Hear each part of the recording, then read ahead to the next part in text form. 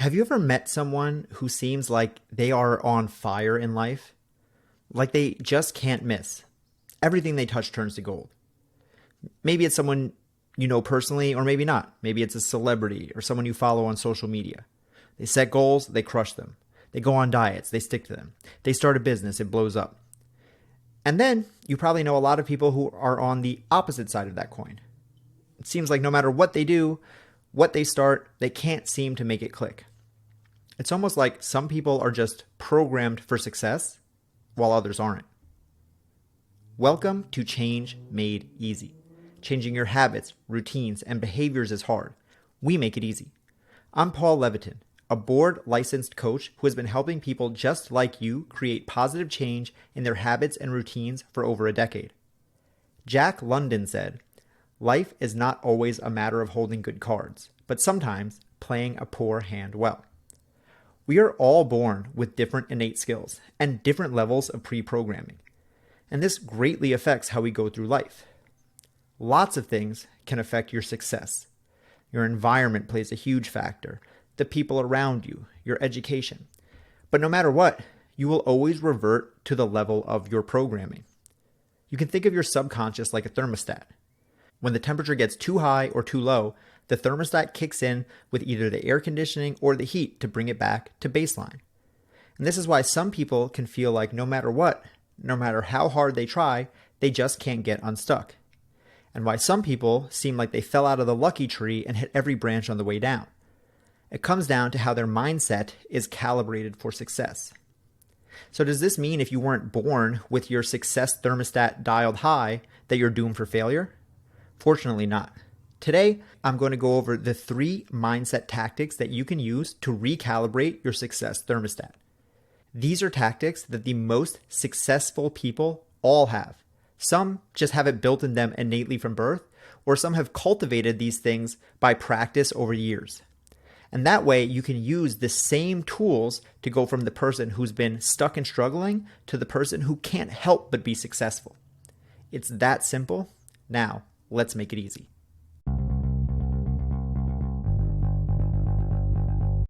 One of my favorite Buddhist parables goes something like this. There's a monk, and his teacher tells him that the answers that he seeks are on top of a great mountain. So the monk sets off to climb the mountain, excited to see what the answers are that his teacher is telling him about. So he gets to the base of the mountain, and he looks up. And the mountain is so tall that he can't even see the top. It's hidden in the clouds. But he starts climbing, and he climbs all day. And every day he looks up, but he just sees clouds. And he keeps climbing for days and days, and just sees clouds. He can't even see the top of the mountain. And one day, he finally breaks through the clouds, and he looks up, and the top of the mountain is still so far away. But he isn't discouraged, because he wants so badly to reach the top of the mountain. He's motivated by what he will receive when he gets there. So he climbs, and he climbs, and he climbs, and days and days and days. Finally, one day, he can actually see the peak.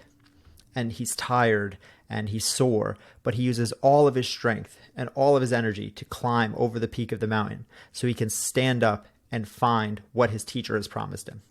And when he gets there, he takes a big breath of relief, and he turns around to see the view from the top of the mountain. And what does he see? What is the great reward that his master promised? More mountains. And I love this story because it highlights what is to me one of life's great truths. Life just keeps going. There is always another mountain.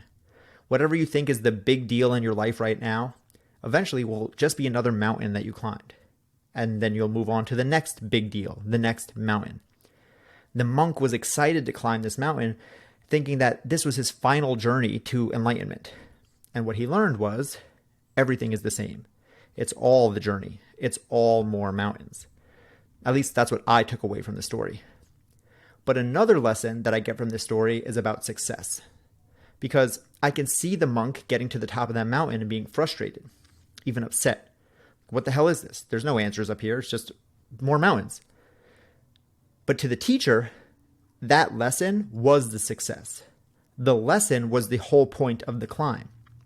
That's what he was trying to teach him. So I can see an ending where the monk is grateful for that wisdom, but I can also see an ending where the monk goes back down to the village and curses out his teacher. Like, why the hell did you just send me up that big ass mountain for nothing? And there's a disconnect, that discrepancy, comes from the two of them having different measures and definitions of success. More specifically, the teacher knew what he wanted the student to get out of the process, but the student had not defined success for himself, so he had no way to know whether or not the journey was worth taking.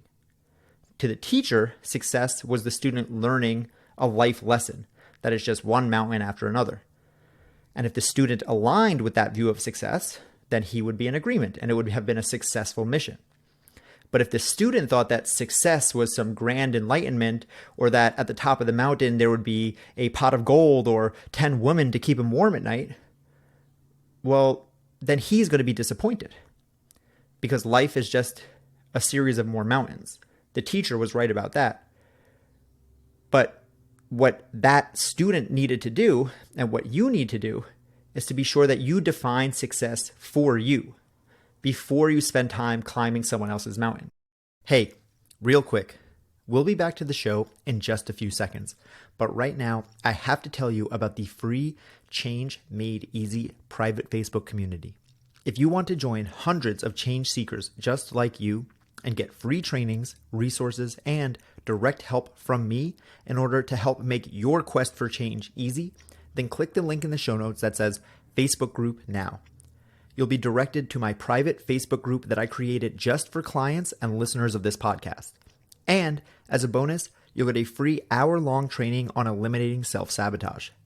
All you have to do is click Facebook group in whatever podcast app you're listening on right now. Okay, let's get back to the show. Does success mean financial success? Is it status? Is it being a good parent? Is it giving more to charity? Is it looking a certain way? So the first step towards changing your success thermostat is define success for you. As Stephen Covey puts it in the 7 Habits of Highly Effective People, start with the end in mind. You don't reach a destination that you did not specifically set out for. No one accidentally stumbles on success. So the next step when it comes to recalibrating your success thermostat comes from the great investor, Charlie Munger, who recently passed away at the age of 99 with a net worth of over $2 billion. And Munger was most famous for being the investment partner of Warren Buffett, but also for his decision-making frameworks and mental models.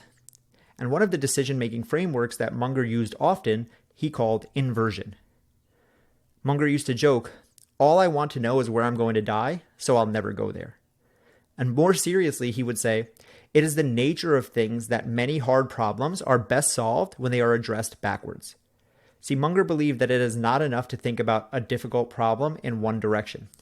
You need to think about them forward and backwards.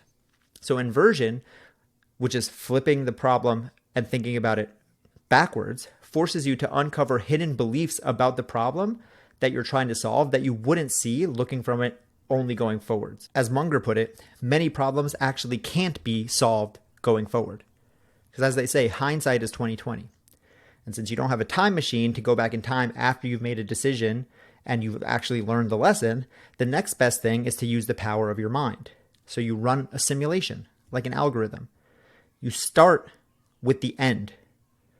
That's why step 1 in this process was figuring out what success even is for you.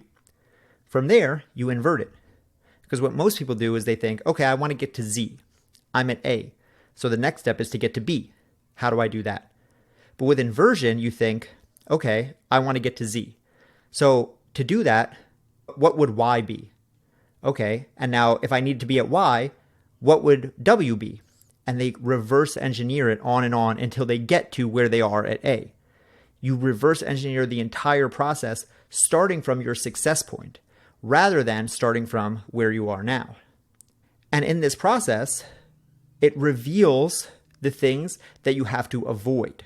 Because looking back from Z, you can see all of the pitfalls, the roadblocks, the speed bumps that you had to navigate around in order to not get thrown off course, so that you actually could reach your final destination. So say you want to improve innovation in your business. Thinking forward, you'd think about all the things that you could do to innovate. But if you look at the problem by inversion, you might think about all the things that you'd have to do to discourage innovation that would have screwed you up. And then you can just avoid those things. which sounds simple, but I bet you if you did that right now, you'd see a lot of stupid, simple things that you're actually doing today. Similarly, say you want to lose weight. Looking forward, it's easy to think, well, I just need to eat less calories. But with inversion, you might think, what are the places that I tend to eat most? Weddings, vacations, when I argue with my partner, when someone brings donuts to the work meeting. And now you can plan to navigate those tricky moments and you can get out ahead of it. And that will do much more to get you towards your ultimate goal than just planning out simply eat less and then get from A to B and B to C, but F throws you off course. So when it comes to recalibrating your success thermostat, step one is define success to you. Again, the to you part is important. This isn't about what success looks like to me or your partner or anyone else. Step two is inversion. Take it and flip it from the end. And the third and final step to recalibrate your success thermostat is to detach emotion from expectations. William Shakespeare said, expectation is the root of all heartbreak. And the Buddha said, desire is the root of suffering. And in reality, expectation is just another form of desire. In Buddhism, the concept of expectation is often associated with suffering. The teachings of Buddhism emphasize the importance of living in the present moment and using mindfulness to alleviate suffering caused by attachment to outcomes or desires, also known as expectations. So a lot of people hear this and think that expectations are the root cause, and that to avoid this, you have to avoid expectations. But that sets people up for failure because most successful people do have expectations. No one would start a business if they didn't expect it to succeed. You wouldn't go to couples therapy if you didn't expect that it would help your relationship. You exercise because you expect it will make you healthy. You get the point. You know who doesn't have expectations? Lazy people. People who sit on the couch all day, who aren't out there actually doing anything. And that's not you, because you're here listening to this, which means you are motivated and you do want the change.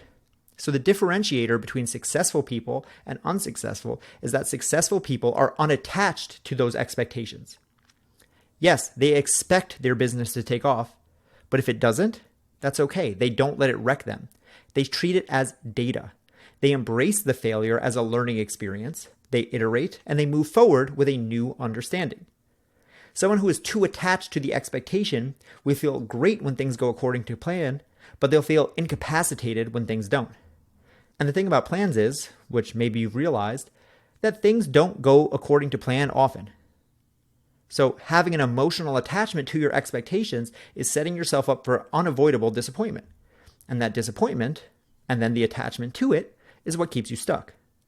This is where words like should and supposed to and fairness and justice all start to pop up. I was supposed to get this. It should have worked out like that. I put in so much time. It's not fair that I didn't get whatever. Having an expectation is fine. That's just a point to aim at. When a golfer gets up to the tee, he would like to hit a hole in one, but if he doesn't throw the club and say, I give up. He plays on. He realizes that it's a long game and he has a lot more chances. And most importantly, he can still win without ever hitting a hole in one. Because most golfers will play their entire lives without ever getting a hole in one. So that golfer can expect to play great, but he does not have an attachment to that expectation. So my action step for you is to recalibrate your success thermostat. Start by defining what success looks like for you. Remember that you do not have to climb someone else's mountain, and that's actually the worst thing you can do. Secondly, invert that success. Wherever you want to get, take it and reverse engineer it step by step. And also think, what would someone who is successful in this area not do? What pitfalls would they have to avoid to reach that level? And third, detach your emotion from the expectations. Realize that even the best laid plans often do not work. And that's okay. Steve Jobs got fired from Apple. Michael Jordan didn't make his high school varsity basketball team. Walt Disney went bankrupt and lost it all before building what eventually would become Disney that we know today. If any of these people had been too emotionally attached to that one specific outcome, they would have not been able to take the necessary action to get back up after the failure, to keep going, and to eventually win in the end.